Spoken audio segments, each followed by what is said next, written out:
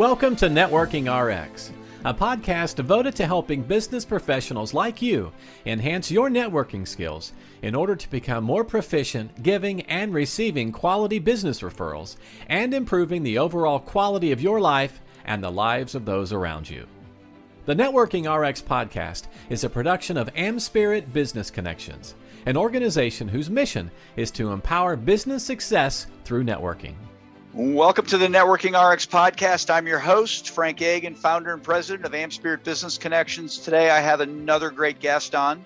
As our ongoing subscribers know, often on this podcast, I will be sharing ideas, insights, best practices for building professional relationships and helping you excel at business networking. Occasionally, however, I will be interviewing subject matter experts, authors, speakers, thought leaders, social scientists, people who have experience with building relationships, really what they do for a living. These people share their knowledge to help us build those relationships as well as understand why we humans interact the way we do.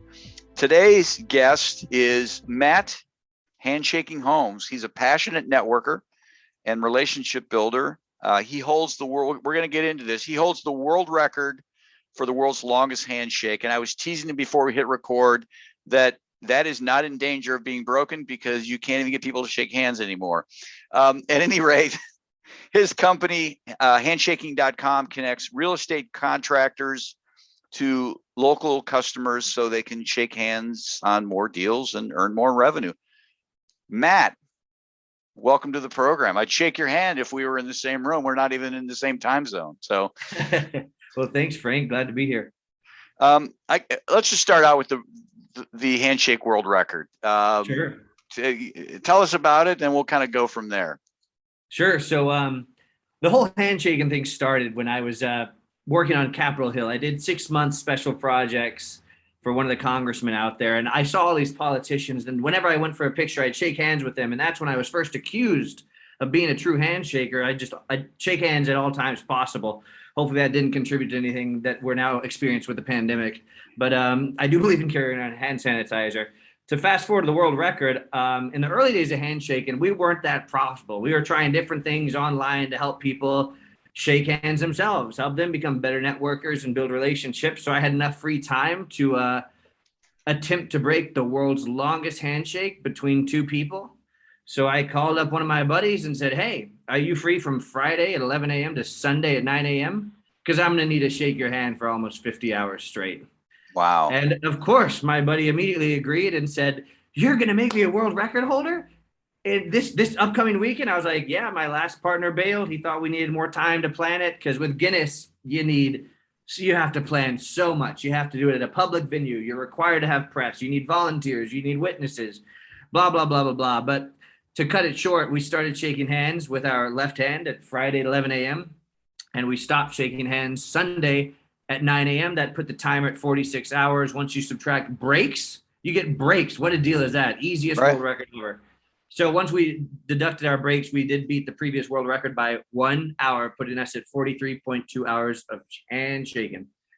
Wow. Wow. Yeah, I was going to ask, what do you do about going to the bathroom? I mean, that would be a little awkward, I guess. That's neat. Yeah, that's neat. You can hold that until somebody decides, hey, they're gonna break it. Do you guys sleep shaking hands too? You're not allowed to sleep, even on break. You're not allowed to sleep. So I was awake for a total of 50 hours, and I remember going to bed Sunday morning after being awake from Friday morning, and my heart was just racing, and I was kind of tired and excited, and my body did not know what was going on. So glad I knocked that out before the 30s, because I don't know if I could do it. Wow. So you've interviewed a lot of people about relationships. I mean, I think that's really kind of not your claim to fame, but that was just something you started to do, right? You want to share a little bit about that and how that came about, and then we'll get into some of the things you learned, because this is about learning. So. Yeah, that's the goal, is what the billionaires and members of Congress said about relationships. That's definitely what I was interested in the early days. And, while we were kind of dabbling, helping people with a personal website here, trying Instagram marketing, trying to figure out what our business model was, I did have a video series called the Handshaking Video Series, where we interviewed eventually venture capitalists, billionaires, members of Congress on how did your relationships play into your success? How do you manage your relationships? How did you start them? What do you do after you start them? Because that's what everyone forgets about. But yeah, I guess the main takeaway was that you really have to provide value on day one without hesitating. Right. So we all know that, but you really, I mean, I could give some more specific examples from the guests if you wanted, but I'll let you kind of guide where you want us to go. Well, yeah, I would like to get into specific examples because, here's the thing. When I talk to people about adding value, they'll shake their head. Okay, yeah. Where they get stuck is, well, what does that mean? Yeah. Right. I think a lot of times when people think of giving to others, they think about reaching in your pocket and breaking out the wallet, cash, currency, card, whatever. And that's the tip of the iceberg as far as giving. I mean, there's just so many things. There's so many ways you can add value. So I'd be curious as to hear some of the stories that people shared as far as types of the value they were adding. Sure. So some of the first guests that I interviewed were kind of newer entrepreneurs who hadn't been in it a while. They hadn't made many investments, and they were kind of they were some of my first guests. And the thing that they all had in common was you need to surround yourself with potential either investors or customers. So be strategic about who you spend your time with, but don't ever ask for anything from that. If you meet someone could be a potential customer, just listen to what they're looking for and try to use your expertise to help them with something for free. Don't even talk about money. Don't talk about doing business. Don't talk about scheduling just scheduling the sales call. Maybe a call is okay. That's probably the next step anyway. But provide value to people in your industry is basically what they said. And, you might want to have an idea on how you could help them one day. But eventually, once I ramped up to, much more experienced guests like self-made billionaire John Paul DeJoria, the founder of Patron Tequila, Paul Mitchell Hair Products. He was the first one that said, it doesn't even matter if they're in your industry. And he also gave me an example that showed how the urgency of providing value. You don't want to wait. A lot of us newer entrepreneurs want to meet someone new and then kind of think about, oh, well, maybe I'll help them with this. And then later I'll ask them for this. No, that's not how it's done. You need to provide value immediately without hesitation. The example that John Paul DeJoria had was that when you're driving down the highway and you see a car broke down, that split second decision to just pull over and help, that's the decision that he was using that helped him, turn into a self-made billionaire. He hustled and he provided value without hesitating at all times to all people. And I don't know if we're all capable of that, but it's kind of interesting to hear that from him, isn't it? Yeah, no, it is. Yeah, I mean, we all think that the self-made people, that there was just something special, a stroke of luck or genius or something like that. And, even Mark Zuckerberg, there's some intelligence there, but there's a lot of intelligent people coming out of Harvard, and there's obviously more to it. But I think the notion of just helping people on a split second, the notion of pulling over and helping somebody on the side of the road, I don't do that anymore because people have cell phones, right? Yeah. Hey, do you need help? No, I got a cell phone. I'm good. Leave me the hell alone, kind of a thing. Yeah. Definitely an aged example. Yeah. Yeah. But I try to, when I connect with people, my mind goes to, okay, who else can I connect them with that they can help, or who can help them? And usually you can come away with 2 or 3 people pretty immediate, and sometimes more. I met a woman yesterday and I told you, there's some people I can connect you with. And before I was done last night, I think it was 5 or 6, she woke up to all these emails just connecting her. So I think we can do it. I think it's entirely possible. It's being habitual about it. Right. And that's the hard thing. I get the sense that people, there's the whole notion you need to give to get, right? And what people will do is they will give, and they're like, okay, wait, let me see what I'm going to get. Before I do anything else, let me see what I'm going to get. Well, nothing came from that. And people can tell, they can feel that when someone's thinking that, you can feel it. Yeah. And then, then they'll swear it off. Well, it doesn't work. But, these things take years sometimes. I mean, you can't plan them. You can't plan them. So, what other advice might you have for people with respect that you glean from all these people? Well, I guess my question, do you have a book coming out on this? Do you have? I did write a book in the early days, again, before we had a business model that we could scale, which now we've been on that for about 4 years. But I did self-publish a book on Amazon called Handshaking Your Way to Entrepreneurial Success. And I had asked 3 different entrepreneurs about it and gone into a little bit more detail. And that book is on Amazon. You can buy it. I'd love to. I don't think it gets many sales, but I did put a lot of work and effort in that book. And by the time we published it, I'm not an author. I love sharing this type of stuff and talking about it and blogging about it, but I'm not a full-time author. I'm a full-time marketer. Right. So that does exist, and it's got some great takeaways in there. I think Brad Feld, the venture capitalist at Foundry Group, was kind of the highlight of that book, who was also in Colorado with me. If you're in the tech startups, you've probably heard of him. But yeah, he's really big on a lot of the points you're sharing to, give value, don't wait for anything in return. And it takes years. It doesn't take a month. It doesn't take a week. Yeah. Well, and sometimes you can't even, the things aren't even related. Something will, and you just don't even know. It's karma, right? It's just all it is. It's karma. It's just, somehow it's connected out there and you don't know. And you just need to kind of surrender to the notion and double down on helping other people, adding value, and not really worrying about it. It's like podcasting. Well, what do you get from podcasting? I don't know. I mean, I get to meet a lot of great people, and I don't know, and then that's stupid. It's like, well, you can't be calculating about it. That's just how I look at it. So what sorts of things are you up to now? Yeah. So after the video series, I eventually learned enough. For me, I also kind of interviewed people. And I'll share the journey, because that kind of led to where we're at today. Please. Yeah.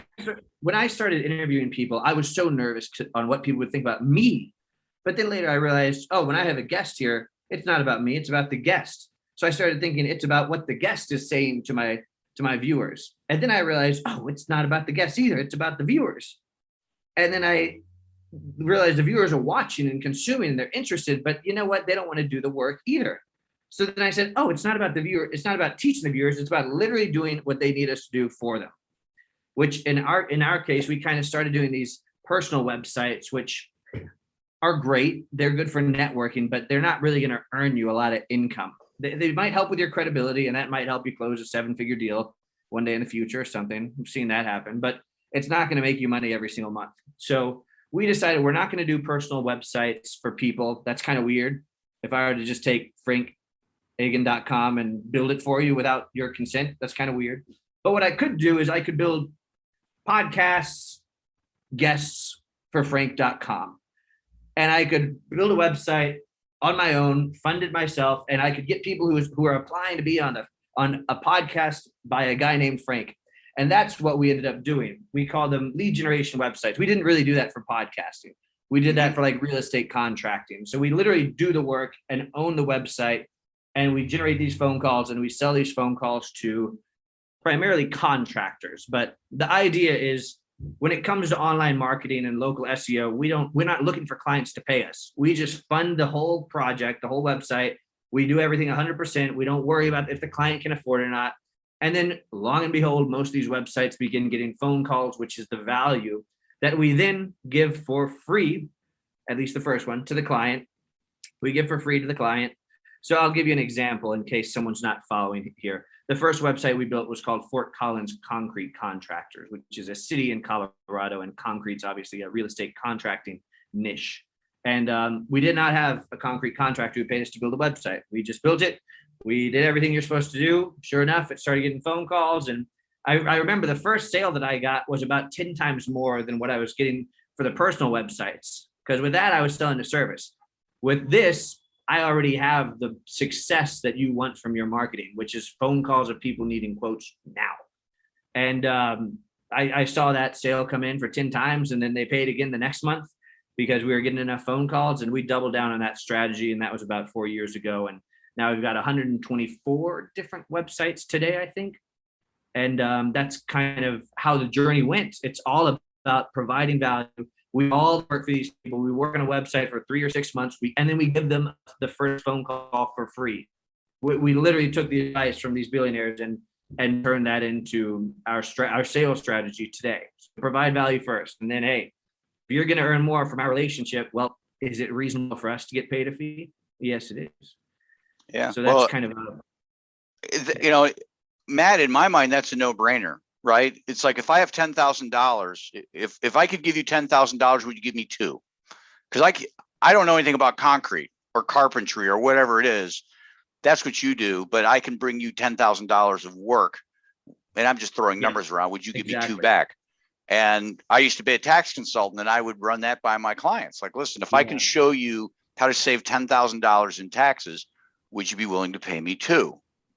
Legitimate, like, yeah, sure. It's almost a contingency sort of a thing. And now when they pay you for these leads, is it a percentage? You guys agree upon something, or how does that all work? Yeah. So we've got a sales team, and we've got our MSRP, if you will. We try to sell you 36 leads or 12 leads, payment up front. But, we'll get a little bit creative. Each of our sales reps probably manages almost a dozen websites. So it's not too many to the point where we can't kind of create a commission-based agreement, or maybe if there's a good reason, they can pay us after the leads, like for the first sale. Right. So we're a little bit flexible, but it should be prepayment for the leads up front, and then we deliver the leads, and then time to order your next batch of leads. So these aren't closed deals necessarily. These are, hey, this guy wants a quote on concrete, and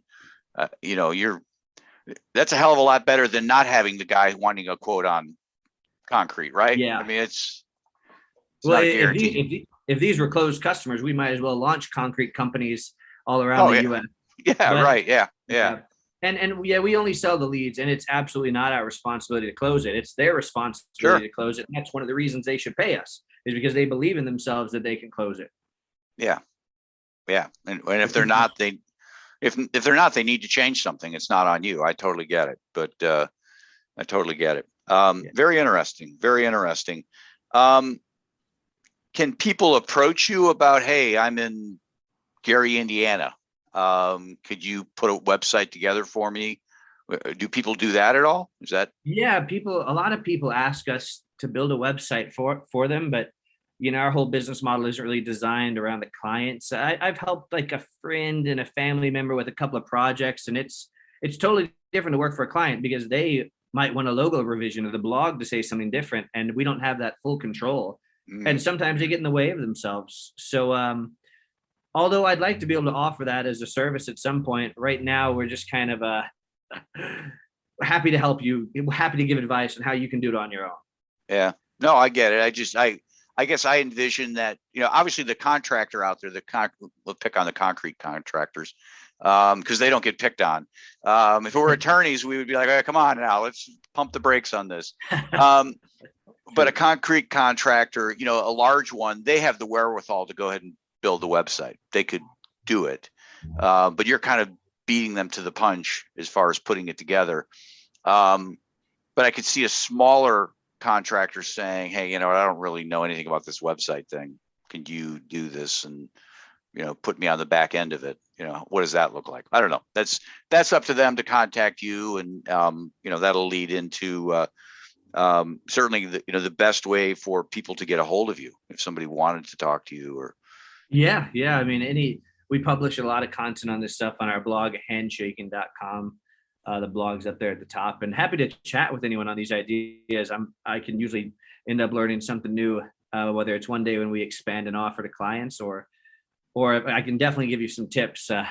Like the first thing you should do is probably just register your business on Google My Business and create yourself a Facebook and Twitter page. It sounds simple, and although you might not have the vanity metric of followers, creating those 3 accounts are one of the most valuable things you can do, and you don't even have to pay for it like a website. So that's one tip I'll share right now, and happy to talk in more detail with anyone who's kind of going down that rabbit hole with a new business. Best way to get a hold of you would be? Sure. Yeah, just Matt at handshaking.com. Okay. I will certainly get handshaking.com in the show notes, but people can, Matt at handshaking.com. That can certainly do it. Well, I really appreciate your time today. This was insightful. Yeah, it's fun, Frank. Thanks for having me, and thanks for everyone for tuning in. Thanks for joining us on the Networking RX podcast. Please put what you've learned into action today and let us know if you have questions, comments, or ideas for future topics. You can email them to us at podcast@amspirit.com. That's AMSPIRIT.com. Finally, so you never miss an episode, be sure to subscribe to the Networking RX podcast through iTunes, Overcast, or however you receive your podcasts. Now get out and network with someone. The Networking RX podcast is the copyright production of AmSpirit Business Connection. All rights reserved.